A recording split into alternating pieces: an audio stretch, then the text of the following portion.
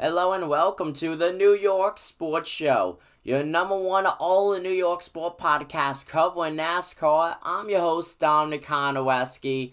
Folks, we saw the clash at the LA Coliseum today, and oh boy, what a historic day it was for the sport of auto racing and just NASCAR as a whole. Joey Logano would hold off Kyle Busch, the driver who won the first ever heat race at the Clash. Well, Joey Logano wins the first ever Clash at the LA Coliseum. Such a historic stadium. And you know what? NASCAR wanted to put their hat in the bin and contend when it comes to sporting events there, and they did not disappoint. Packed crowd of over 45,000 people got to watch Pitbull, who's a singer and actually owns one of the teams, perform. You had Daniel Suarez come out with the sombrero, one of his drivers. You gotta love everything that was going on. Drivers were partying, team owners were singing, Ice Cube popped up, he was singing some West Side songs.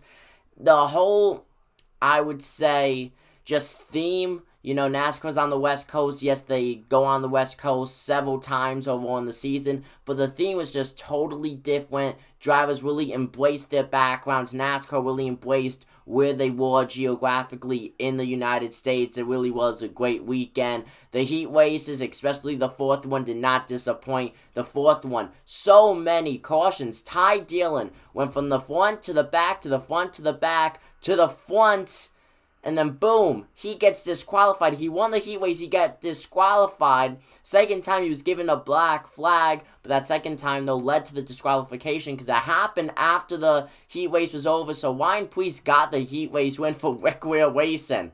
Ware Racing won something in the NASCAR Cup Series, and it's all thanks to Ryan Preece. I cannot believe that. The A-Main was great. That was right after the LCQs, which I thought was going to have slightly more intense racing. Kind of disappointed with that. But the A-Main, I think it's about where everyone expected it to be. Not the finish, though. I think a lot of people were anticipating. It was a pretty calm, quiet finish until after Joey Logano and Kyle Busch crossed the start finish line. Then you have Michael McDowell and Morton Truex Jr. getting some stuff. They ended up going sideways, though, but that was after the fact. That didn't matter for the leaders. What a great race. I do think NASCAR will be back in LA for next year's Clash. You gotta love what happened here today, folks. Driver of the day, 100% has to be Joey Logano. He was dominant throughout the day. Him and Kyle Busch. By the end of the day, Kyle Busch was able to just not really contend with Logano at the very end. Joey Logano, well, he was able to win at the Coliseum.